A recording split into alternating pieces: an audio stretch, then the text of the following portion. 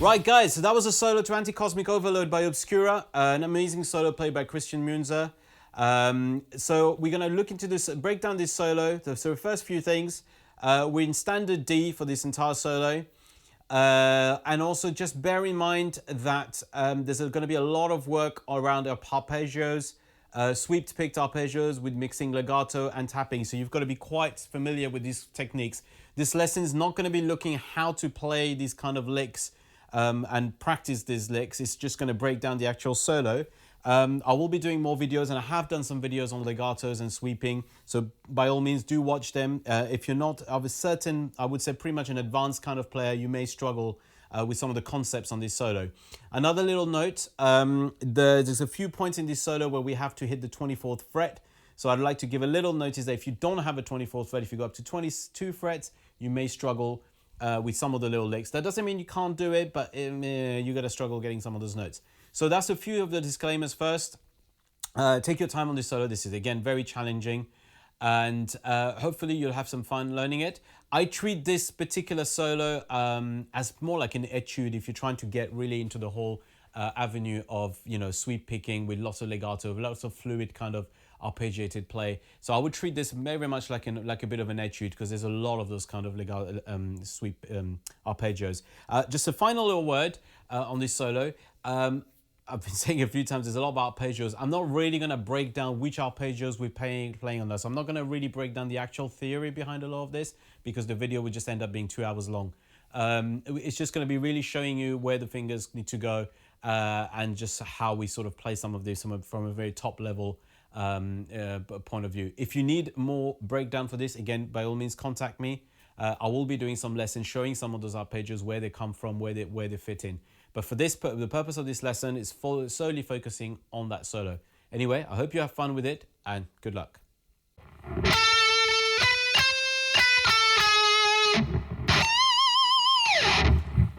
Okay, so that's actually the first guitar there. So what we're going to look at is what we're playing, and then we'll look at the second guitar in a minute. So we're starting on the 12th fret of B, going 12, 14, 15, 14, and then 12, and then 11, back and end up on the 11th of B. And then we're going to finish off this part with a bend on the 24th fret. So again, if you don't have a 24th fret, you may struggle. What you may want to try to do is actually bend the 22nd quite high up. It'd be a two-tone bend, so it's quite difficult. Or if you have a tremolo bar, as it's actually on the recording, there is a drop with the tremolo bar. I don't have a tremolo bar on this guitar, so I can't do it. You could use the tremolo bar to go up and then down. Right, so that's on the 24th fret. Now, let's play you the second guitar, and then we'll break that down. 1, 2, 3, 4.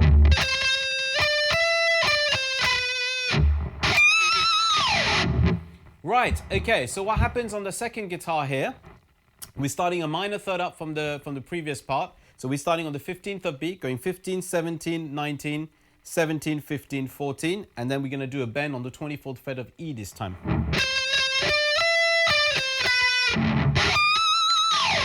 Okay, so let's do this section again with some tabs. What I'll do is I'll have the tabs for both sections together, but I'll only play one part, so it's easier to follow like that.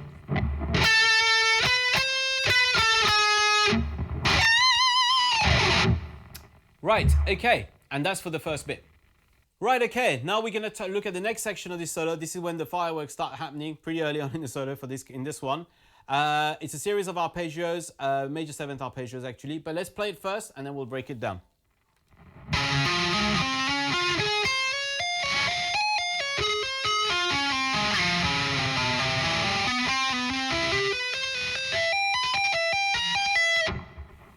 Right, okay, so what's actually happening on this part? Let's break it down and we'll talk about it. So we're actually playing a major 7th arpeggio over this first part. And let's have a look what Christian's actually doing. We're starting off on the 11th fret of E, going into the 10th fret of A, 13th fret of D, A still, then 12th fret of D, and 13th fret of D, where we're hammering onto that note. So let's have a look at that. Then we carry on this arpeggio by going to the 12th fret of G, into the 11th fret of B, then landing onto the 10th fret of E. Once we've landed on that note, we're going to actually slide up to the 11th fret. Then hammer on the 15th, pull off back on the 11th, hammer back on the 15th, Then tap with our right hand onto the 18th of E. Then pull back 15, 11 on the E. Then with our pinky, we can actually come down and hammer on the 15th of G. And then while we've done that, this time our right hand is going to tap onto the 19th of G. Pull back on the 15th of G. And then pull back onto the 12th of G. Then our second finger here on the left hand is going to hammer out of nowhere onto the 10th, the 13th of D. Pull back into the 12th of D. Then we're going to go to the 13th of A out of nowhere again with our fretting hand and slide into the 10. And then we're going to finish off this arpeggio onto the 11th fret of A. Where we started. So back onto the E flat. Now, this is an E flat major arpeggio if you're talking in concert pitch, but remember we're in D standard. So technically speaking, this is a D flat arpeggio. But just for the sake of the lesson, we're going to keep it in standard tuning language. Okay, so we've ended up here. At this point, we're going to begin the second lot of arpeggio going up. So this is what I tend to call repeating forms. So we're going to take one form here that we're going to repeat up to 2 more octaves over the guitar. Very common little trick that we use when we're trying to go up the neck. Use the same repeating pattern over the whole over 3 octaves to give it sort of a melodic hook and a bit of a hypnotic kind of element to it. So what we're going to do, we're going to start on the 10th of E. So we finished off, remember, on the 11th. So at this point, I would suggest you would have ended up with your second finger most likely, is to move your second finger back down to the 10th. So those little transitions will require some work. So I suggest you do practice these little transitions, because at high speed, you don't want to get your fingers to get jumbled up. So we're going to go from the 10th of E, go 10, 9, 10 on the E with legato. Then we're going to jump up to the 9th fret of A, go 9, 12, and then tap on the 16th. And that little form is literally where you're going to do over an octave from here. So you're going to go up to the 12th of D, go 12, 11, 12 on the D, then go 11, 14, and tap on the 18th. Then from here, you're going to jump up to the E string, and you're going to go 15, 14, 15. Then you're going to play the 14th of E, hammer on the 17th of E, and then this time tap on the 21st of E. Then you're going to come back 17, 14, hammer back on the 17, then this time you're going to tap on the 20th. Then you're going to pull back 17, 14. And that to me is what I call the first big phrase that Christian is playing. So we're going to try this very slowly with some tabs now.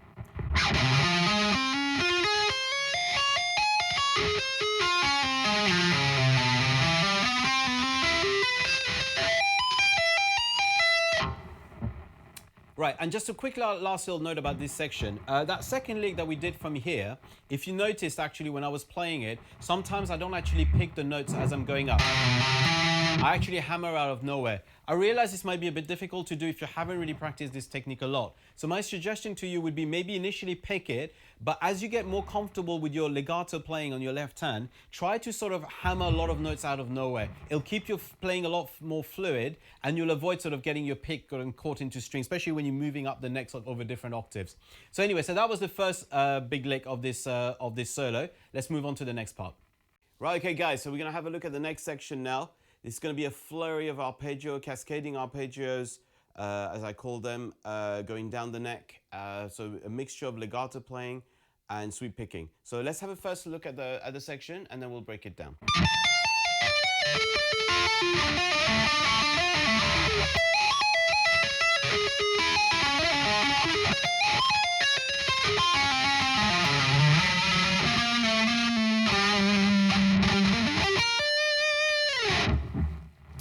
Okay, so let's have a look at what's going on in the first set of arpeggio. Which, like I said, it's going to be a mix of tapping and legato. So let's break it down first. So we're going to begin on the 24th fret of E, and we're going to go 24, 19, 15, back to the 19, and then 15 again. And at this point, we're going to hammer down on the 17th fret with our left hand out of nowhere, 17th fret of B. And then we're going to tap this time on the 28th fret of B. Back onto the 17th, so pull back there, and we're going to tap out of nowhere onto the 16th of G. Then next time we're going to tap on the 16th of G, come back on the 16th of G, tap out of nowhere with our left hand on the 17th of D. And then from the 17th of D, we're gonna tap on the 21st of D. Pull back there, and then this time what we're gonna do with our pinky, this is a hard little bit to do, we're gonna tap with our pinky of left hand on the 19th of A. Then with our right hand, we're gonna tap back onto the 22nd of A. Back on the 19th, we're gonna have to stretch down to the 14th of A. Hammer back on the 19th, pull back again on the 14th, hammer back on the 19th, then tap on the 22nd, pull back on the 19th, and then finish on the 14th. There you go. That's the first little cascading arpeggio going down. So it's like it worked like a sequence.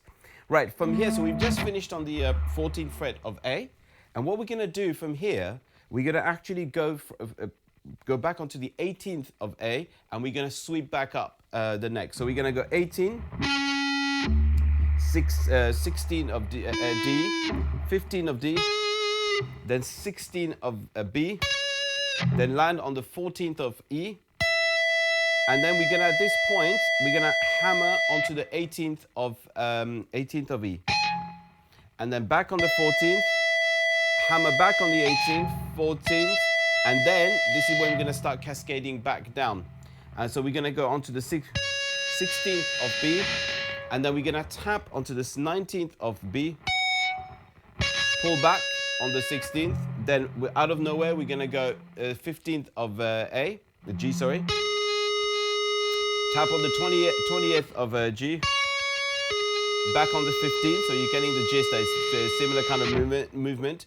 Then we're gonna tap out of nowhere with our left hand on the 16th of D, tap with our right hand onto the 20th of D, back to the 16th, and then we're gonna do again another pinky little run with our pinky on the 18th of A, tap onto the 21st of A, pull back from the 21st into the 18th of A, and finish on the 13th of A. So that's the second lot of cascading arpeggios down. Right, so we've just finished on the 13th here, and let's have a look about what we're gonna do from here now. So from here, we're gonna go back to the 18th, and instead of playing a sort of minor arpeggio down the neck, up the neck actually, we're gonna now go in a major arpeggio. So we're gonna start from the 18th of A, 17th of D, 15th of G, 16th of B, and then we're gonna land on the 15th E, 15th of E. Now at that 15th of E, what we're gonna do, we're gonna tap onto the 18th with our pinky, then we're gonna basically tap down on the 22nd of E. Then back down the 18, 15 of E, and then we're gonna go down another pattern where we're following down the octaves, playing the same thing down octaves. So we're going, then we're gonna go 16, 15, 16 on the B. Now for this part, I tend to play the whole thing without picking. So I would go, so I would be tapping with my left hand or legatoing with my left hand out of nowhere. So we've done 16, 15. Now we're gonna tap onto the 19th of G. So we're going down an octave. We're gonna go 19, 15, 12. Now you guessed it, you're gonna go 13, 12, 13 on the D. Okay, then we're gonna go down to the 17th of A. So again, another octave, and we're gonna go 17, 13, 10. And we're gonna go, to finish this off, we're gonna go 11, 10, 11 on the E. So we've just gone down, doing the same thing all the way down the neck, okay? So, the next bit after that, we're getting towards the end of this section really, we're gonna basically be playing the 15th fret. So we just finished 10, 11 here. We're gonna hit the 15th of E, and then from here we're gonna go 15, 14, 15, 14 on the A. And then finish off on the 12th of A. So,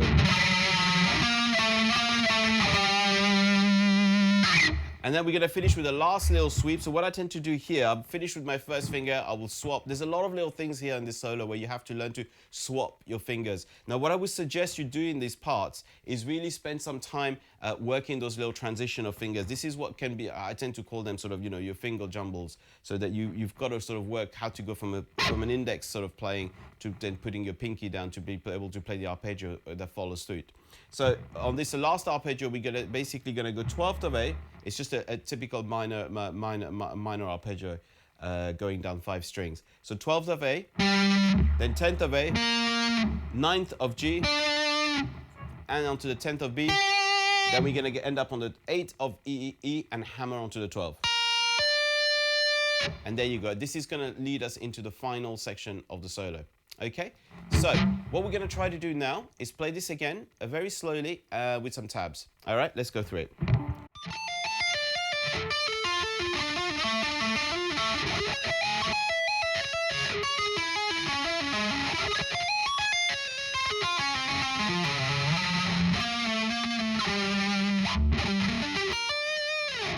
Right, and that's the end of section 3.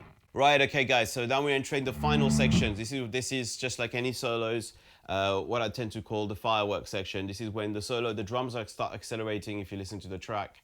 And we're just gonna be sort of, service to a flurry of arpeggios going up and down the neck.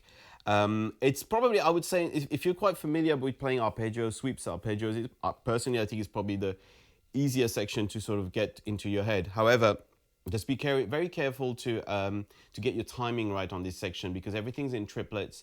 There's a tendency, especially when you're going down arpeggios, to potentially accelerate a little bit.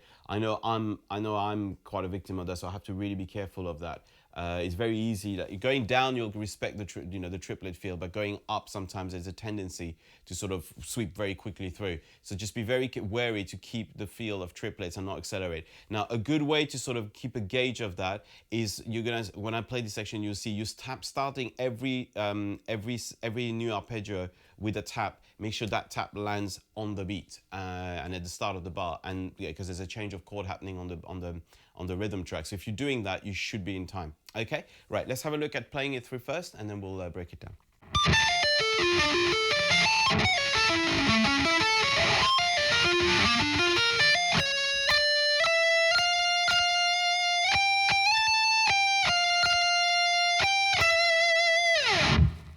Okay, so let's break this whole passage down. So we're gonna start with the first arpeggio, where we're gonna be tapping on the 24th fret of E and going down 24, 19, 15 on the E. Then we're gonna sweep with our right hand. This time we're actually gonna sweep with the pick, going 17th of B, 16th of G, 17th of D, 19th of A, back to the 17th. So we're going back up, 17th of D, 16th of G, 17th of B, then we're going 15th of E, hammering onto the 19th of E. So that's the end of the first arpeggio. At this point, you're going to have to quickly get your right hand back here and tap on the 23rd of E. And then as you've done that, you're going to have to start cascading down on the left hand, going 11. So you're going to have to move from where you finished off there on the 19th fret down to the 11th fret on the E. Then pull back 11th, into the, 14 11th, I mean. Then you go 12th of B, 11th of G, 13th of D, 14th of A, back to the 13th of D, 11th of G, 12th of B, 11th of E, tap on the 14th of E, and then at this point, we're gonna now tap with our right hand onto the 22nd of E, and then while we do that, our left hand is just going to move back from the 14th into the 15th to do the arpeggio next to it. So we're going to go 22nd on the E, then pull off back onto the 15th of E, 12th of E, 13th of B, 12th of G, 14th of the D, 15th of A, back down to 14th of D, 12th of G, 13th of B, 12th of E, and then hammer back onto the 15th. That's the whole arpeggiated sequence. So at this point, what's going to happen in the solo, you're going to have the harmony guitars coming back in. So we're going to have a look at the first harmony guitar, and then I'll explain what's going on with the second guitar. So the first harmony guitar, so you've just finished 12-15 on the E, and then you're going to jump back up to the 16th of B, and you're going to go 16, 17, 19th. So you're going to finish on the 20th, yeah? So you go. Then you're going to hit the 20th again. Go to the 22nd. I tend to slide there. Actually, no, I don't slide there. 22nd, and then again we get here, slide to the 24th. This is where you gotta have a 24th fret again. Then back to the 22nd. Then we're gonna hit the 20th again. Then hit the 20th again one more time. Back to the 22nd, and then finish off on the 19th. So you just gone.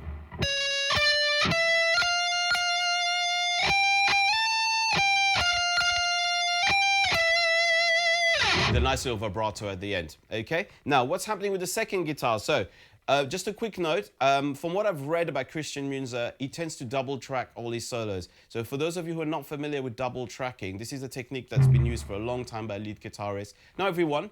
But for instance, Randy Rhoads, when he recorded his 2 albums with Ozzy, used to double track his solos. The idea of and so did Dimebag Darrell as well. The idea of double tracking is that you're literally recording both solos. The solo on 2 channels, left and right. It sort of gives a certain. It's not about a question of volume. It gives a certain depth to your sound. Obviously the issue, you have to be an incredibly tight player to do that. You can't really sort of mess around with sort of your vibratos have to be pretty accurate. But Christian tends to do that for his recordings, and from what I know, with no effects, he just records a very dry sound. Of both his guitars. One of the advantages of using double tracking, sorry, I'm just going on a sidetrack. One of the advantages of using double tracking, it creates a kind of volume like an orchestra. Also, like if you're going to harmonize some parts like we're going to have now, and we had at the beginning of the solo, it doesn't give the effect that suddenly you've got a harmony that's coming in, but it feels like you've got sort of a whole, like a little orchestra of guitars that are sort of weaving together, rather than sort of having one guitar playing something and then suddenly when you need the harmonies, you've got a harmony that kicks in there. So it's just an idea. You can experiment with that if you haven't, to actually double track your solos. It's very normal especially for metal bands to quadruple track sometimes guitar. So do like 2 left and right hand, 2 tracks on the left channel, 2 tracks on the right channel. However, with solos, it's less common. Guitarists are not too much always in favor of doing that because, like I said, you can lose also a little bit of the feel because you have to be very, very tight. So you may lose some of the feel in your solos. But it's something to experiment for sure. So anyway, let's just quickly finish off. So the second guitar. So again, as it's double tracked, the second guitar would have finished on the 15th fret of E as well. But instead of going to the 16th of B, we're going to go to the 16th of B. Go 16, 17 on the B. 17th, so 16, 17 on B. Then 16, 17 on the B. 16, 17 on the G. Then 16, 17 on the B. Then we hit the 17 again. Then we hit the 19th. Then the 20th. Then we go back to the 19th. Then to the 17th. Then hit the 17th again. Then hit the 19th again, and then finish off on the 16th of B. So it will sound like this.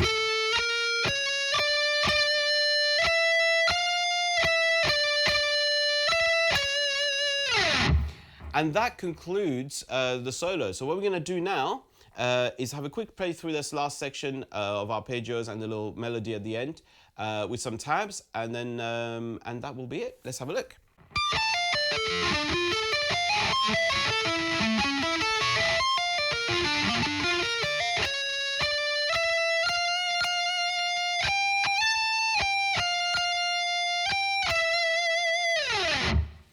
Right, and that concludes the solo for Anticosmic Overload. I hope this was a useful lesson. It's, like I said, it's a difficult solo if you're very new to the world of sort of tech death, especially this kind of very neoclassically inspired sort of arpeggios with a lot of your legato, sweep, and tapping technique mixed all together. So this is a very good example of how to take 3 different techniques in a modern sort of setting of guitar playing and mix them all up together to create some very some very technically inspired solos. I would suggest that try to practice this with the metronome. The whole solo follows a very simple metric of triplets pretty much all the way through. So it's a good idea to actually try to get some of these phrases down with the metronome very slowly, and then build up gradually and take each section at a time. Like I said, this lesson wasn't really about talking about the specific techniques that Christian is using. I will be doing more videos, and I'm also available for lessons if you want to discuss how to develop these techniques, develop drills to be able to get these techniques very clean.